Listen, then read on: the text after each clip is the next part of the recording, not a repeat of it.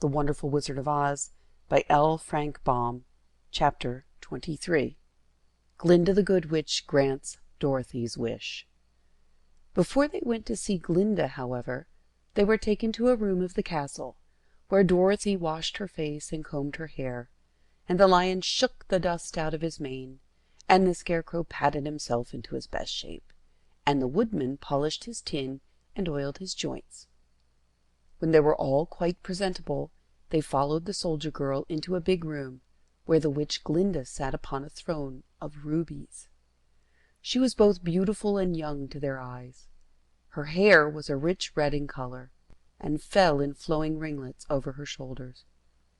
Her dress was pure white, but her eyes were blue, and they looked kindly upon the little girl.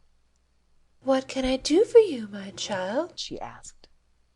Dorothy told the witch all her story, how the cyclone had brought her to the land of Oz, how she had found her companions, and of the wonderful adventures they had met with. "My greatest wish now," she added, "is to get back to Kansas, for Aunt Em will surely think something dreadful has happened to me, and that will make her put on mourning, and unless the crops are better this year than they were last, I am sure Uncle Henry cannot afford it." Glinda leaned forward and kissed the sweet, upturned face of the loving little girl. "Bless your dear heart," she said. "I am sure I can tell you of a way to get back to Kansas. Then she added, But if I do, you must give me the golden cap." "Willingly!" exclaimed Dorothy. "Indeed, it is of no use to me now. And when you have it, you can command the winged monkeys 3 times." "And I think I shall need their service just those 3 times," answered Glinda, smiling. Dorothy then gave her the golden cap, and the witch said to the Scarecrow, "What will you do when Dorothy has left us?"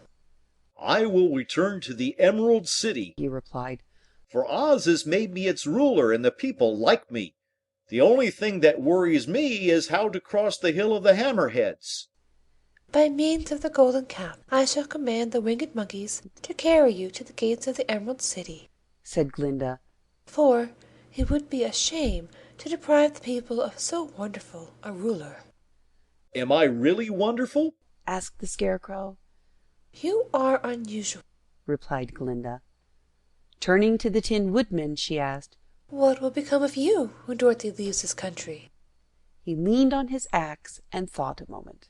Then he said, "The Winkies were very kind to me, and wanted me to rule over them after the Wicked Witch died. I am fond of the Winkies, and if I could get back again to the country of the West, I should like nothing better than to rule over them forever." "My second command to the winged monkeys," said Glinda, "will be that they carry you safely to the land of the Winkies.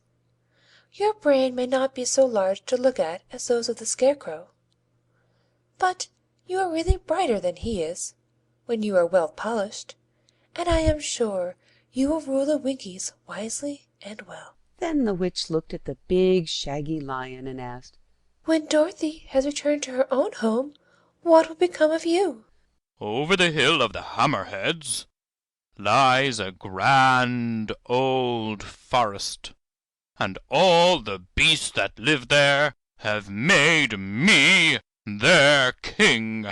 If I could only get back to this forest, I would pass my life very happily there." "My third command to the winged monkeys," said Glinda, "shall be to carry you to your forest. Then, having used up the powers of the golden cap, I shall give it to the king of the monkeys, that he and his band may thereafter be free for evermore." The Scarecrow and the Tin Woodman and the Lion now thanked the good witch earnestly for her kindness, and Dorothy exclaimed, "You are certainly as good as you are beautiful, but you have not yet told me how to get back to Kansas." "Your silver shoes will carry you over the desert," replied Glinda. "If you had known their power, you could have gone back to your Aunt Em the very first day you came to this country." "But then I should not have had my wonderful brains," cried the Scarecrow. "I might have passed my whole life in the farmer's cornfield." "And I should not have had my lovely heart," said the Tin Woodman. I might have stood and rusted in the forest till the end of the world.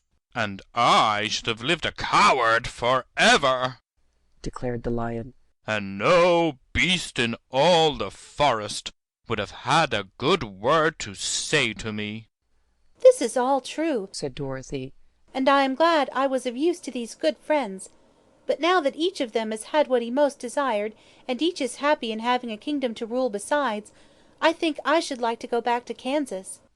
The silver shoes, said the good witch, have wonderful powers, and one of the most curious things about them is that they can carry you to any place in the world in 3 steps, and each step will be made in the wink of an eye.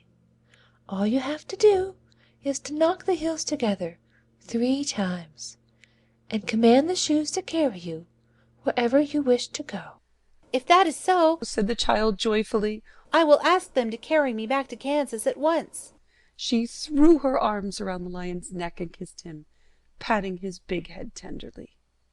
Then she kissed the Tin Woodman, who was weeping in a way most dangerous to his joints.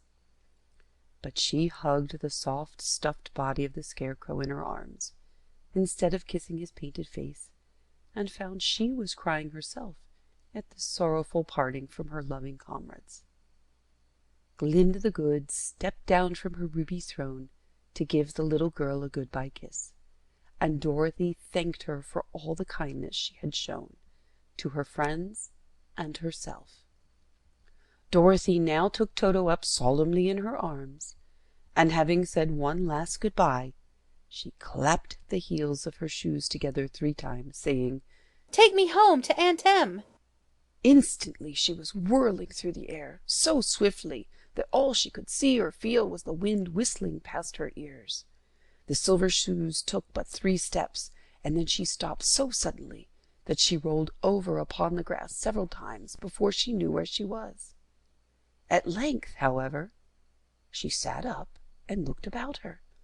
"Good gracious!" she cried. For she was sitting on the broad Kansas prairie, and just before her was the new farmhouse Uncle Henry built after the cyclone had carried away the old one. Uncle Henry was milking the cows in the barnyard, and Toto had jumped out of her arms and was running toward the barn, barking furiously. Dorothy stood up and found she was in her stocking feet, for the silver shoes had fallen off in her flight through the air and were lost forever in the desert. End of chapter 23.